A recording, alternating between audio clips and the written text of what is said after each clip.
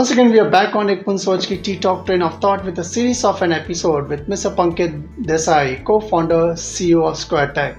So, welcome to his second episode, talking in terms of cybersecurity and as far as IT industry which is concerned. And in our earlier episode, we have seen like self-driven, your passion, committed, your focus as far as your career which is concerned. Maybe let me into engineering and being part of and sale, you're more passionate about as far as sales which is concerned. Now, can you please share some experience of maybe I think over a decade over there in USA and your experience in India and in abroad, Sure. Yeah, so as I mentioned, I started my career with CMC, I was there for about 3 years, then with IBM. Then in 2000, I decided to move to the US to join Wipro. And then I moved to a mid-sized IT services company, Intelligroup, which was backed by private equity. Turned the company around, sold it to NTT. So that, for most part, is my corporate life. Mm-hmm. But the thing that I have enjoyed the most in this corporate career is a few things. One, building amazing relationships with peers. So some of them we now go a long way back. They have become true sounding boards. Some of them they become investors in my company. A lot of them are well-wishers that have made sure that we get the right support, visibility and help in whichever way that they can. The same thing holds true in terms of my customer experiences. I've had an amazing set of customer friends. They continue to be my customers even now. So the best part of what I can say is that in your life you don't build your net worth, you build your network, right? And I'm a big believer in building networks. And you do not realize the power of network until you have that phase in life when a big brand is not with you.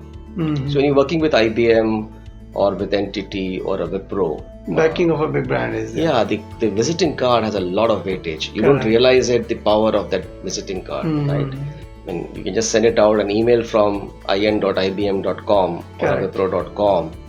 At least the person will open and read that email. Will read, yeah, correct. Email from Sequreteks, I don't know, right? Yes. So that works only if you have a great group of network of people rather, who support or who help you in a way that gives you a disproportionate weightage. Yeah. And I've always believed that you have to always, there's a term in boxing which is called as weight class, right? So you fight by your weight class, 56 kgs, 68 kgs, whatever that might be. But in business, you have to always punch above your weight class. So you may be slotted in a 56 kilo category, but can I fight in a 100 kg category? Which basically means that's what businesses are. Yeah, because that basically means that you may be a relatively small company, but can you be in the same league or as far as being considered by customers as a very big brand? And now that works only if you have a very strong network, because they will help you bridge the gap between your weight class and the reason for you to play in the top class.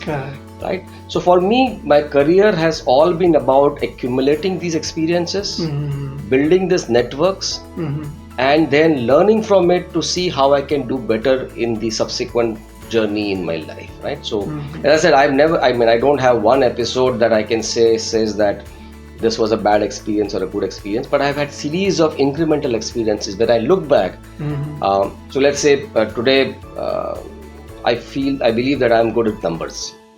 So I understand financials very well. I can read numbers very well. I can read profitably very well.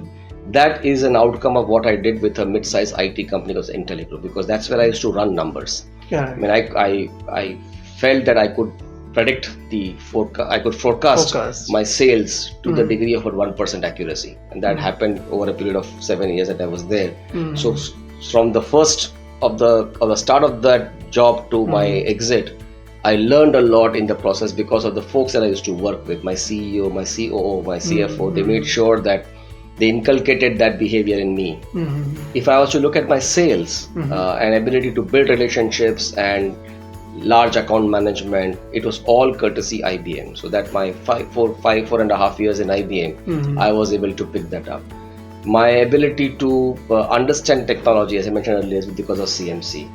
selling into a completely new market was with Wipro, because I landed up in the US not knowing where Phoenix was ever in my life. I never heard of that place. I see. And I landed up in 2000 there in absolutely an unknown city. I did not know how to drive in that country, forget anything else. I see. And from there to starting a completely fresh territory, creating business, building it, scaling that business, rising within the Wipro family. So each of these jobs gives you that little bit of extra. Correct. That then becomes, so if you look at Sequretech, all of these are essential elements of making Sequretech successful. And all of them were accumulated over a 25-year period with variety of experiences with these companies. Correct. I think it's if you work in an unconditional way and build up the relationship over a period of time, as rightly said, net worth which is there, it pays down the line. Like, it does. But more important thing to remember is that you don't do it with an aim that you will get anything back. Unconditional. You do it. If it happens, it happens. Correct. And also like ek bun soch ki, the idea, the seed what you have shown as far as Sequretech which is concerned, वो कहाँ से शुरुआत हुई उसकी? So, couple of episodes. So as I said, these two entrepreneurs, successful entrepreneurs that I had a chance to work with, I learned a lot. One big experience that happened is when I joined this mid-sized company out of US. It was not doing well. It was actually in quite a bit of turmoil. And the company was listed on Nasdaq, so it got delisted. They were in losses. They had fired the entire management. Private equity had come in, and I joined that company. And I still distinctly remember the market cap of company that was some $25 million or something like that, give or take. And when I left a successful job in Wipro and a successful company, when I joined that company, there were a lot of people who said you're making the biggest mistake of your life because you're joining in this company. For all you know, they will just go bankrupt and you lose your job.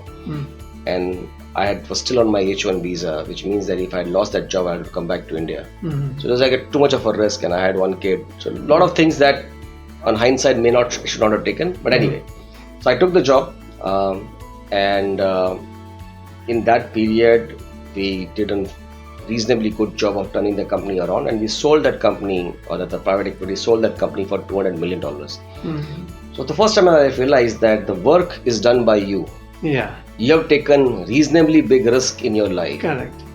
And from 25 to 200 million, the entire reward goes to private equity. Yeah, you did get some money, but so you kind of feel that maybe if you had put the same effort behind you, behind your ideas, correct, with the freedom that you need to deliver what your vision and passion is, maybe you will, do wonders. Correct. Maybe it'll go completely, bust, and you may have a failure. Correct. But by that time, I had built enough confidence in me, and with Anand, we had this confidence that hey, we are on to something. We have an idea that is fairly unique, and it's a value proposition that probably will resonate in the market. We did speak to a few prospective customers, and they all felt that maybe there's some need behind this idea. And since we'd accumulated some money in our lives, we said, okay, we'll keep some part of the money for business and some part for our families, and we'll take a risk and see how it pans out in a couple years. Correct. And now it's been 8 years since. Oh, I see. Many a times, like though the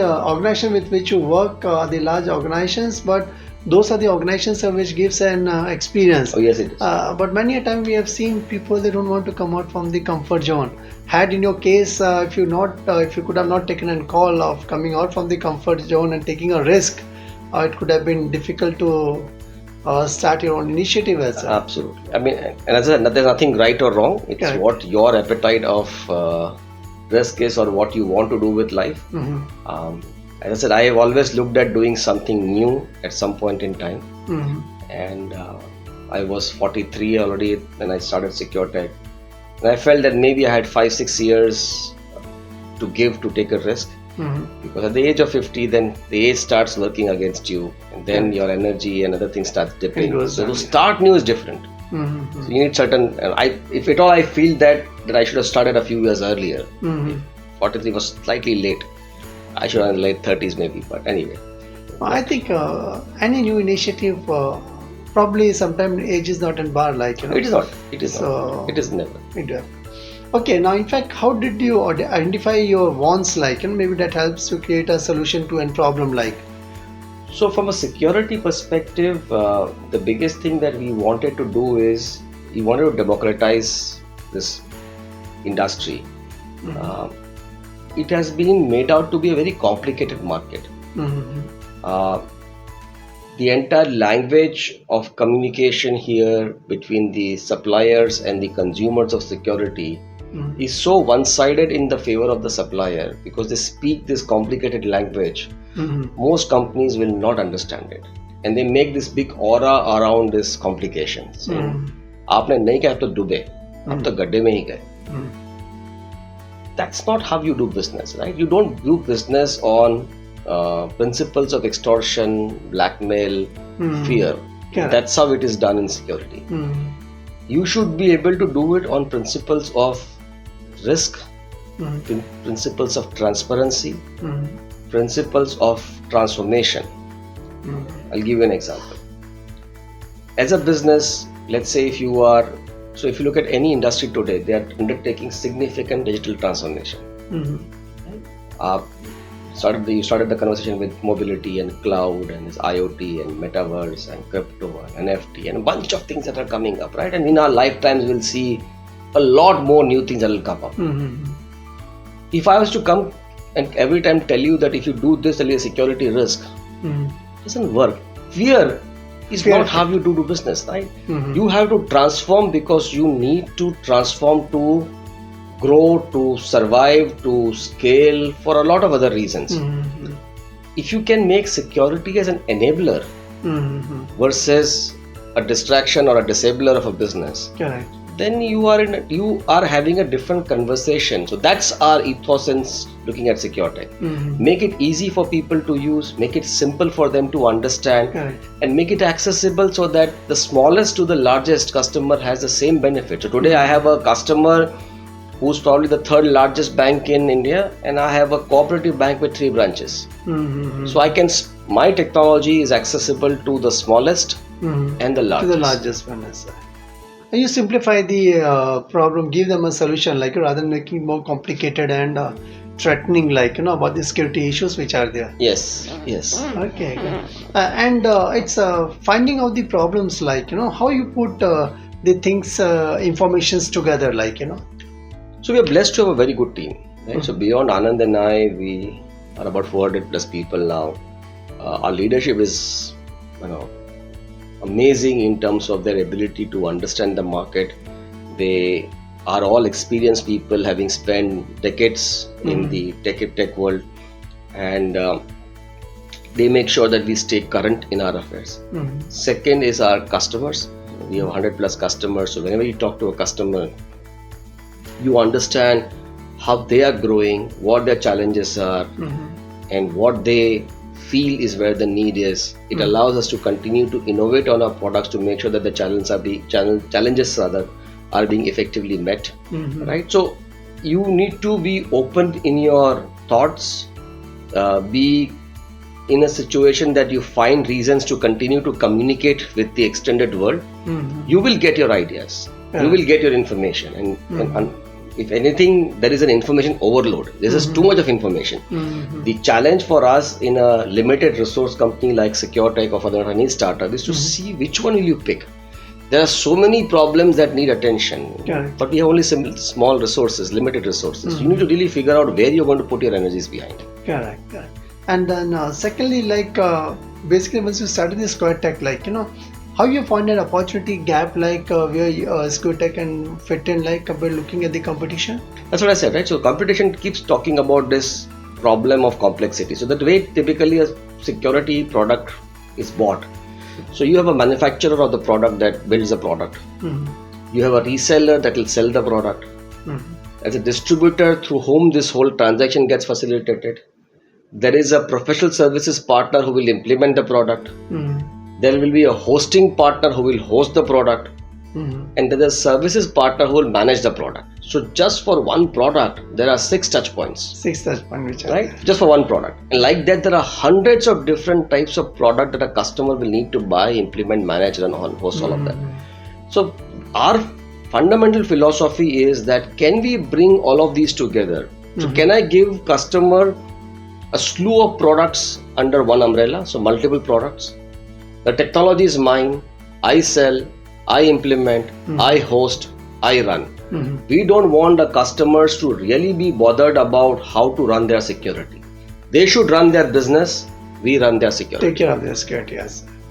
Okay. Like normally I think through research what you've gone through, 10% of the customers, they have the access to the entire know-how, resources and the attention, and whereas 90% of them they are not having an know-how as such. Yes. So this is market of haves and the have-nots. It's my very favorite line that I use, which also applies to a lot of other things from financials to otherwise.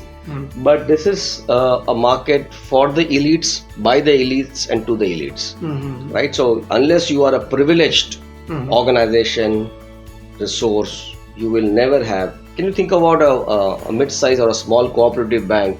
How many software providers are lining up outside their office? How many good security professionals are lining up outside their office for a job? Right? How much money is that management willing to spend beyond security? So in all of these, they are the have-nots, unfortunately. Correct. But if you are an HDFC Bank or a Bank of America, you will have everyone and their father lining up outside. Correct. Right? So that's a challenge that you have to encounter when you are a mid-sized company. There is a very public case of Cosmos Bank having lost 94 crores in a cyber attack. 94 crores. It's a small size bank. So it's not that the security risk is any lower. Correct. Security risk is same. There is a case of Mahesh Bank in Hyderabad very recently. They lost 12 crores. So the security risk is no different. But security appetite, understanding, access, resources is not there. They are the have-nots, unfortunately. Good. And in fact, how basically the problems are addressed as far as Sequreteks which is concerned? So we look at solving the problem in three realms. The fundamental problem that we solve is of visibility. It's called enterprise visibility. And it's essentially the ability for you to look at security across your landscape on a 24/7 basis. So we hook into the customer's environment, we collect security data, and then we use AI to be able to identify threats and essentially tell the customer in real time where is the attack coming from, what it is targeting, and what they need to do to stop it. Okay. Right? So that is the enterprise visibility. We have a similar technology that does it for devices, which is your laptops, desktop and servers. And a third technology which allows you to ensure that for your employees, they have the right sets of access depending on the roles and the location. And then once you give the access, the ability to then use the privileges on an ongoing basis is also what it does. So enterprise, device and user is what we cover. Okay, I think it's a great, being a part of an larger organization where you've worked in the IT space and starting your own enterprise is quite tech-like. And you have identified the gap, and the way with your sales experience, understanding the customers, having a network and the net worth, for all the long duration what you have. And I'm sure it's an interesting conversation what we are having with Mr. Pankit Desai, co-founder and CEO of an Sequreteks in the space of providing in cyber security as far as various organizations which are concerned. I think keep in touch with T-Talk Ek Pun Soch Ki for next episode with Mr. Pankit Desai. Till then, just go to www.ttalk.net, subscribe and like the channel as much as you can. So thank you very much for being part of this episode. Thank you. Thank you. Pleasure.